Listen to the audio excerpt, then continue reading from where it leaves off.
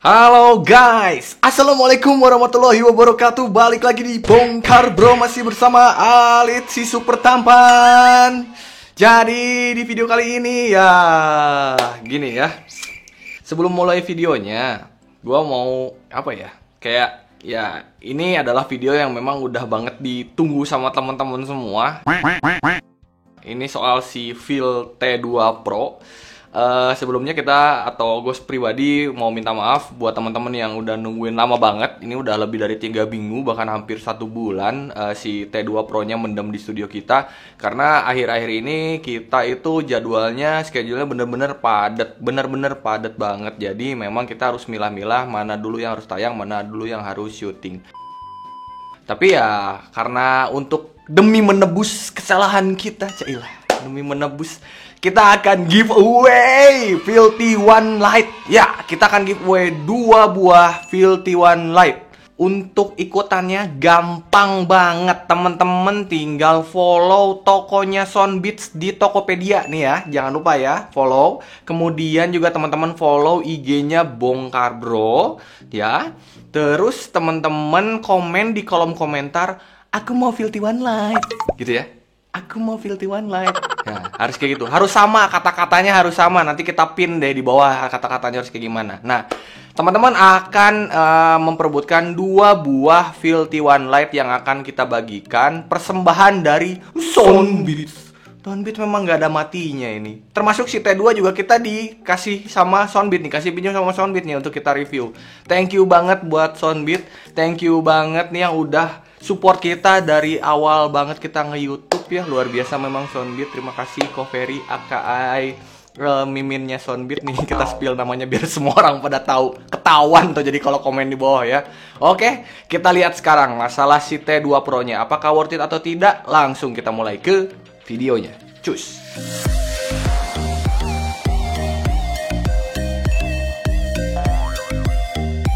Nah, ini dia si Phil T2 Pro.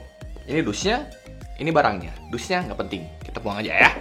Harganya itu dibanderol sekitar 979.000 ya, 970 ribuan lah. Pokoknya udah mantul. Dengan harga segitu di boxnya teman-teman akan mendapatkan 1 buah charging case-nya. Terus juga ada sepasang earbuds-nya tentu ya. Terus juga ada 1 buah kabel yang udah USB Type-C nih. Terus juga ada 3 pasang extra ear tips dengan ukuran yang berbeda. Kemudian juga dapat 2 pasang wing tips karena ya dia punya wing tips. Terus yang jelas ya manual booknya yang sebenarnya ini isinya bahasa Cina semua sih dan kita juga nggak ngerti-ngerti amat. Tapi jangan khawatir. Buat teman-teman yang belinya di Soundbeats, dijelasin sampai ngerti. Seriusan, miminnya Soundbeats ini sesuatu banget ya. Bahkan nanti bisa-bisa malah jadi jago bahasa Mandarin gitu kan. Karena dia pakai bahasa Mandarin jadi jago nih. Termasuk untuk garansinya juga bakalan dibantuin sama Soundbeats. Terpercaya pokoknya. Kalau masalah build quality sih ya, ini emang bahannya masih plastik ya, tapi dia beneran solid banget. Apa ya, kalau orang Sunda bilang mah semeg. Semeg tuh otot semua gitu, jadi nggak ada lemaknya. Jadi ya ini bener-beneran solid dan kokoh. Gua nggak nemuin masalah goyangan yang seperti biasa ada di tutup case, ini nggak ada. Baik di posisi tertutup maupun posisi terbuka ini nggak ada sama sekali goyangan. Dan kalau misalnya kita kocok juga nih ya, nggak ada suaranya cuy, sama sekali nggak ada. Jadi beneran gak khawatir banget buat si earbudsnya kekocok-kocok kemudian apa ya, jadi kayak nyala-nyala sendiri di dalam case-nya gara-gara keguncang dalam tas terus bikin baterainya boros. Ini udah sama sekali enggak sih. Cakep sih, serius. Untuk berat totalnya sendiri ini sekitar 38 gram, kemudian di berat per earbudsnya itu sekitar 4,4 gram. Jadi menurut gue ini compact dan ringan banget. Kalau dari segi desain sih ini case-nya warnanya grey gini ya, abu-abu ala-ala titanium gimana gitu. Terus juga ada list abu-abu terangnya di sekeliling dekat apa ya, penutup case-nya. Yang kesannya tuh jadi premium aja. Dan dia tuh bener-bener compact, kecil banget nih. Seriusan, kecil. Dibandingin Phil T1 Lite sama Phil T1 Pro aja kecilan ini gitu. Jadi beneran ini. Nah, ini enak banget. Kecil banget genggam tuh. Dan seperti biasa, di bagian atas penutup case-nya ini ada branding dari si Phil-nya. Kemudian di bagian depannya ada lampu indikator case-nya. Di bagian belakang ada port Type-C. Dan di bagian bawahnya ada lambang listrik kayak gini. Ya wajar ya, karena dia sudah bisa dicas pakai wireless charging. Oke kan? Kalau kita buka dalemannya, nggak terlalu banyak aneh-aneh sih. Ini simple banget. Dan untuk earbudsnya warnanya two tone gini. Ada grey di bagian luar dan hitam di bagian dalamnya. Di bagian touchpadnya ada logo Sivillnya. Dan ada 2 buah lubang mic di setiap earbudsnya, yaitu di bagian atas dan bawah touchpadnya. Kemudian di bagian atas ada wingtipnya. Dan ada lampu indikator earbuds yang dibuat strip kayak gini. Jujur sih, gue ngelihatnya kayak yang cakep ya. Masalahnya lampunya agak disumputin, terus kelihatannya strip gitu. Terus bentuk earbudsnya juga gue lebih seneng sama si T2 Pro ini ketimbang Filty One Lite ataupun Filty One Pro. Cuman kalau case-nya sih gue lebih seneng si Filty One Pro. Ya balik lagi ya, itu ke selera masing-masing sih. Terus kalau misalnya kita buka juga nih, si penutup case-nya itu udah lumayan lebar ya ngebukanya. Jadi kita gampang banget mau masukin ataupun mau ngambil si earbuds dari dalam case-nya. Dan dia juga sudah punya kayak penahan gitu di si tutupnya. Jadi tidak membiarkan si penutupnya untuk mudah tertutup. Tuh. Enak kan? Untuk fittingnya sumpah, ini tuh nyaman. Ini tuh apa ya? Karena shape-nya dia lebih manusiawi menurut gue, jadi lebih apa ya, lebih slim dibandingkan si T1 Pro atau bahkan T1 Lite. Dia tuh jadi apa ya, kepake di kupingnya tuh enak, shaping di kupingnya tuh enak, dan gripnya luar biasa. Gue pakai jumpalitan, dia tetap ada nempel di telinga gue, nggak berubah posisinya. Butuh effort dan butuh gerakan yang sangat ekstrim harusnya ya, biar dia posisinya bergeser gitu. Jadi gue butuh bertenaga lebih. Kalau misalnya cuman kayak jogging, lari-lari, terus kayak pecicilan warawiri biasa sih, gue udah nggak khawatir. Dan jujur gue tidak pernah sepede ini pakai TWS sampai jumpalitan dan nggak takut buat si earbudsnya copot. Gue tuh, sepengalaman gue itu tuh terjadi di T1 Pro sama Soundfit 2 True Free 2 kalau nggak salah yang gua review waktu itu. Dan gua pede dengan TWS itu karena dia gripnya bagus di telinga. Sisanya sih ya gua nggak sepede itu, nggak sepede inilah, ini pede banget. Jadi buat kegiatan olahraga, kalau misalnya ke teman-teman nanya nih buat olahraga bisa nggak bang, gua sih recommended si T2 Pro ini. Untuk pairing-nya gampang banget, teman-teman tinggal buka aja case-nya, kemudian nyalakan Bluetooth di smartphone atau device teman-teman, terus tinggal search aja pair dan connect deh. Bluetooth-nya dia sudah 5.2 dan jaraknya lumayan jauh. Dia tuh gua pakai apa ya? Handphone gua tinggal di kamar di lantai 2 di studio, kemudian gua jalan bisa sampai dapur dan itu masih connect, masih sehat. Tapi kalau misalnya ke luar rumah sih ya udah mulai hilang-hilang koneksinya. Dan koneksinya gua katakan stabil karena gua sama sekali selama tes nih, selama 3 minggu gua pakai, nggak pernah sekalipun ada masalah tentang lagging di kestabilan si koneksinya. Udah mantap. Terus juga untuk single mode-nya atau single use-nya dia udah bisa digunakan dan dia flawless banget baik kanan maupun kirinya. Jadi dari mono ke stereonya tuh nggak ada jeda sama sekali di lagunya dan nggak ada suara-suara up yang aneh-aneh. Lagunya langsung ngikutin gitu, langsung masuk tep. Pokoknya langsung blast aja lah. Enak pokoknya, nyaman. Dan dia juga sudah auto on dan auto off ketika dinyalakan, maksudnya dicabut dari case-nya ataupun dimasukkan ke dalam case-nya dan ditutup si case-nya. Nah, cuman gue menemukan lagging-nya di sini, dimana dia kadang-kadang meskipun sudah ditutup, ketika Bluetooth di smartphone kita belum mati dan lagu masih play, dia masih kedengeran kayak ngeplay gitu. Jadi kadang kalau misalnya kita dengerin gitu, masih ada suaranya gitu ngeplay. Meskipun lama-lama dia akan mati, disconnect. Cuman ya tolong pastiin aja lagi sama teman-teman sendiri kalau misalnya lagi pakai, matiin dulu atau disconnect dulu dari Bluetooth teman-teman di handphonenya biar dia bisa mati secara otomatis. Takutnya dia connect terus jadi boros baterainya. Game mode off.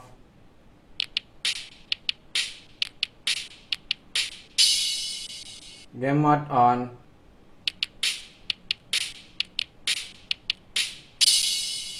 Game mode off.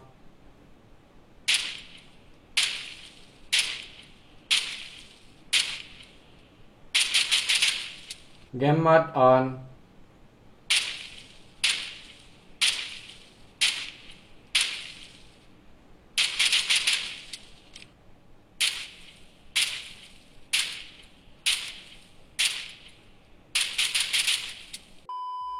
Untuk kontrolnya dia menggunakan touch sensor Dan udah lengkap banget dengan catatan full control mode-nya udah teman-temannya aktifin di aplikasinya. Dan untuk low latency mode-nya juga masih harus diakses dari aplikasinya. Di sini teman-teman udah bisa kayak next previous track, kemudian play pause, ngangkat atau menolak untuk mengakhiri panggilan, kemudian buat volume controlnya, kemudian voice assistant, bisa untuk mengaktifkan ANC dan ambient mode-nya, kemudian juga bisa mengaktifkan MAV-nya, dan bisa juga untuk switch mode. Ya, dia bisa switch mode. Apa itu bang switch mode? Jadi switch mode itu kayak dual device connection gitu. Tapi maksudnya nggak sepure dual device connection ya. Jadi dia kalau misalnya diaktifin, itu tuh dia mencoba nge-search pairing device yang sebelumnya. Misalnya antara handphone dan tablet misalnya. Nah tablet itu adalah yang terakhir terkoneksi. Kemudian kita ngoneksi baru ke handphone. Nah nanti kalau misalnya si switch mode kita nyalain, dia akan otomatis nyari si tablet untuk dia bisa pair gitu maksudnya. Oh iya, sampai gue lupa nih. Gue mau nyeritain juga masalah si sensitivitas kontrolnya. Menurut gue sensitivitas kontrolnya udah cakep banget. Gue tidak pernah sekalipun salah perintah dengan si touchpad-nya, touch sensornya. Dia benar-benar responsif. Dia kalau misalnya ketempel ke bantal, nggak yang langsung jadi keganti gitu, nggak, hanya dengan sentuhan tangan. Dan ya itu, makanya dia aman. Kalau misalnya teman-teman mau pakai helm, mau pakai baring di tempat tidur, dia udah bisa digunakan. Nah, karena fitur kontrolnya dia banyak bersinggungan dengan aplikasinya, ya udah, kita masuk aja langsung ke aplikasinya. Nama aplikasinya adalah Feel Plus. Nanti kita sediakan juga di kolom deskripsi ya. Mungkin buat teman-teman yang udah punya Feel dan sudah menginstal Feel Plus terlebih dahulu atau yang sebelumnya, ketika teman-teman mau upgrade nih ke T2 Pro dan download dari link deskripsi di bawah atau misalnya download baru, menurut gua sih langkah lebih baiknya aplikasi yang lama di uninstall dulu ya. Kemudian baru install yang baru nih, karena dia ada update khusus yang memang buat si T2 Pro ini. Jadi kalau misalnya masih pakai aplikasi yang lama, itu nggak bisa connect ke si T2 Pro ini. Jadi hanya aplikasi yang baru saja yang bisa connect ke T2 Pro ini. Nah, di si Feel Plus, di bagian patch pertama, teman-teman bisa lihat baterai status ya, baik dari earbuds maupun di case-nya. Kemudian untuk patch kedua ini ada equalizer. Di sini tuh ada preset kayak bass, default, treble, dan lain-lain. Ada banyak nih. Terus juga ada custom equalizer-nya. Udah keren. Dan kalian bisa tweak seenak jidat teman-teman. Pokoknya enak lah, bebas. Terus juga dia sudah ada MAV atau My Audio Filter. Ya, yang selama ini di Feel T1 Pro itu nggak ada. Nah, setahu gua sih si MAV ini adalah fitur yang diadaptasi dari Feel CC Pro. Dipindah semua langsung ke T2 Pro ini. Mantap kan, makanya jadi kayak gabungan dari beberapa fitur dimasukin jadi satu TWS. Ini si T2 Pro. Nah di MAV ini teman-teman bisa atur kayak noise controlnya mau kayak gimana. Ada buat ANC, terus mau transparent hearing, atau misalnya buat ambience-nya. Terus ada wind reduction dan juga voice. Di patch terakhir ada full control mode yang kalau kalian matiin, kalian itu cuman kayak bisa akses play pause dan angkat telepon doang. Tapi kalau dinyalain ya bisa atur volume, terus next track previews, dan yang lain-lain. Terus untuk low latency mode-nya juga masih ada nih 3 jenis. Ya sama sih kayak si Feel T1 Lite sama si Feel T1 Pro. Ada game, musik, dan video.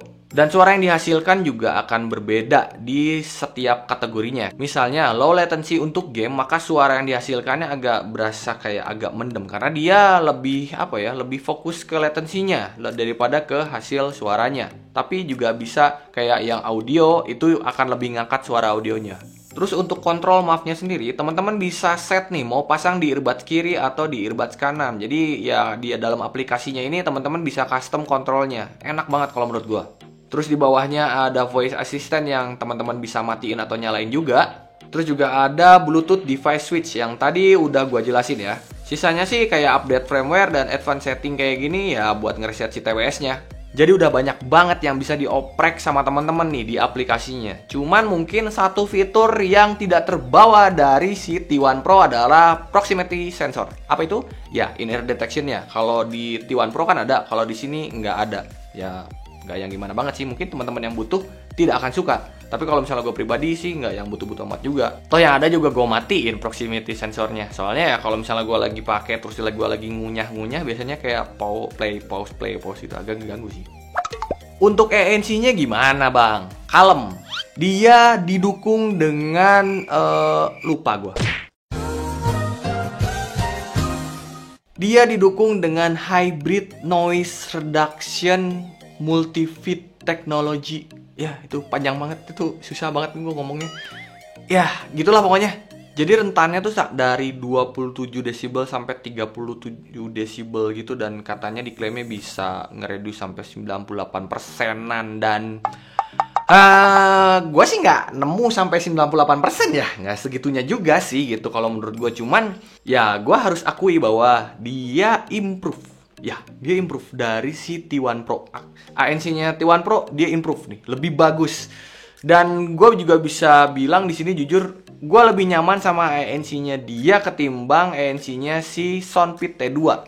Ya, Soundfit T2 juga ANC-nya bagus menurut gue. Cuman dia masih memberikan kedap apa ya? Masih memberikan tekanan ke telinga. Kalau ini tuh enggak, dia tekanannya tuh ringan. Buat teman-teman yang kupingnya sensitif kayak gue mungkin agak sedikit terganggu dengan ANC yang agak menekan ke telinga. Kalau ini tuh enggak, jadi lebih soft aja. Cuman dia kedap gitu. Jadi enak.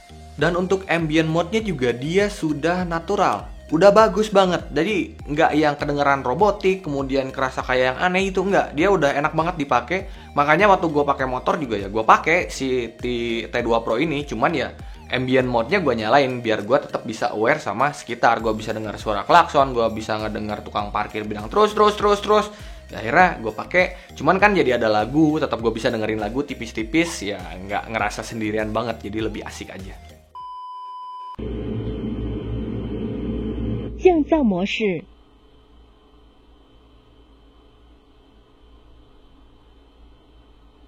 监听模式，开放模式，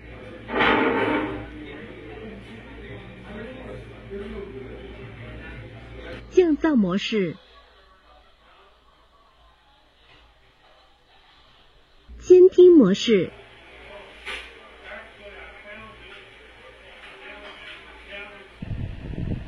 风中模式，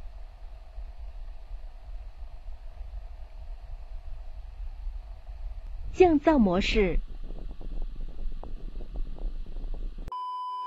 Si Feel T2 Pro ini juga sudah dilengkapi dengan IPX5 water resistant. Jadi teman-teman kalau pakai sport, ya buat keringetan, buat kena hujan-hujan ringan sih udah nggak takut ya. Santai aja. Asal jangan dipakai nyemplung, nanti rusak. Untuk baterainya, dia tuh diklaim total itu punya playtime dengan case-nya sampai 24 jam. Untuk earbuds-nya gue nggak dapat klaimnya dia berapa, tapi kalau misalnya gue cek itu sesuai tes ya. Dengan ANC yang on dan off secara bergantian, jadi gue kadang nyalain kadang matiin, kemudian volume di sekitar 50-60%, itu tuh dia kuat di 6 jaman. Untuk ngecas si earbuds-nya dengan case-nya itu cuma butuh waktu 50 menit aja sampai full. Sedangkan untuk case-nya itu butuh waktu kira-kira sampai 2 jam. Ya, sekitar 2 jam dengan kabel. Kalau dengan wireless charging itu butuh waktu 3 jam setengah. Tapi seenggaknya dia sudah punya 2 option cara untuk ngecas. Mau pakai kabel atau mau pakai wireless charging, tinggal taruh. By the way, mic-nya sudah dilengkapi dengan ANC atau Environmental Noise Cancelling. Katanya sih denger-denger bagus, tapi gue nggak percaya. Jadi mending kita tes aja. Oke, sekarang teman-teman sudah mendengarkan suara mic langsung dari si Feel T2 Pro. Gimana nih suaranya? Jelaskah, clearkah, atau masih mendem nih? Padahal udah ANC kan? Tapi ini masih dalam keadaan yang sepi. Gimana kalau misalnya kita tes dengan suara gangguan dari luar? Sekarang teman-teman sedang mendengarkan langsung suara mic-nya si Feel T2 Pro dengan gangguan ambient noise. Gimana nih suaranya? Apakah suara gua tenggelam dengan suara-suara ambient noise yang ada? Atau suara gua tetap jelas dan ambience-nya bisa tertahan oleh ANC-nya? Gimana nih teman-teman? 1, 2, 3, 3, 2, 1, cek. Oke, seperti yang sudah kita dengerin sama-sama ya. Menurut gua suaranya udah cukup natural, udah clear meskipun agak masih ada sedikit kresek-kresek, tapi udah jelas banget gua ngomong apaan. Terus juga dia suaranya keras, nggak ada suara kayak mendem gitu, dia udah enak. Dan kalau dipakai di luar ruangan dengan gangguan ambience tuh, wah gile. Bener-bener ANC-nya bekerja. Tadi teman-teman dengarkan, suara yang sekeras itu sama dia bisa ditahan, direduce sampai ya cuman suara gua doang yang jelasnya di situ. Mantap sih, gila. Ini perkembangan banget dari si Filthy One Lite ataupun Filthy One Pro sekalipun. Mantul. Tapi untuk kualitas suaranya gimana nih? Teman-teman denger aja dulu sound sample-nya.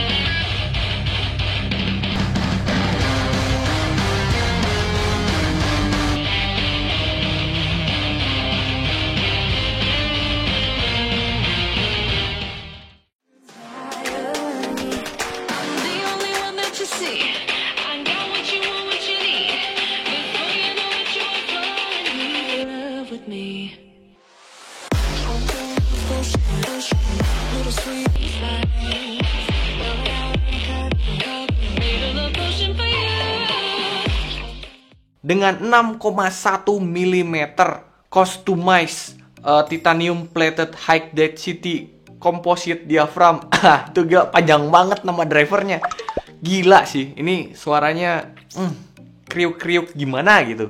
Terus dengan kodek, ya kodeknya cuman AAC, SBC, cuman feel dari awal memang tidak bisa di underestimate ya, meskipun kodeknya AAC. Suaranya tuh ya menurut gue sih gurih. Sebenarnya sih dia larinya masih agak kayak balance meskipun bassnya agak naik. Jadi si bassnya itu lebih naik dibandingin si Filthy One Lite maupun si Filthy One Pro. Jadi ini agak lebih di atas. Tapi bukan tipikal bass yang basah ya. Jadi dia solid punch, nggak yang tebel banget bassnya tuh, enggak. Dia masih enak, masih kayak yang ngasih experience bass lebih menurut gua, karena rumbling di bagian low bassnya juga dapet. Kemudian upper bassnya dia nggak pecah dan enak dipakai. Jadi gua demen sama tipikal yang begini.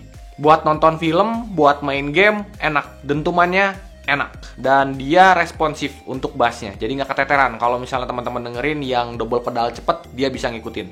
Untuk midsnya gua rasa dia udah oke, udah cukup. Jadi dia bener-bener present, bener-bener hadir keluar gitu si midsnya untuk vokal dan instrumennya. Cuman gua masih lebih demen si midsnya Filthy One Lite nih, jadi kayak ngerasanya lebih clear. Tapi opini gua bertentangan nih sama kupingnya Bro Dani, karena Bro Dani bilang kalau dia lebih clear-nya lebih dapet si T2 Pro ini dibandingin sama si Filthy One Lite. Tapi balik lagi ya masalah selera di situ ya, karena memang kalau misalnya ditilik-tilik juga ada beberapa detail yang di sini tuh keluar di si T2 Pro, tapi di si Lite itu enggak. Untuk separasi antara vokal dan instrumennya udah bagus banget menurut gua, karena gua tidak menemukan sama sekali instrumen dan vokal yang balap-balapan gitu kerasanya, enggak. Di sini tuh udah lumayan separate-nya udah mulai enak, dan gua bisa membedakan dari mana arah datang suara, kemudian jaraknya ada, jauh deketnya ada, udah mantul.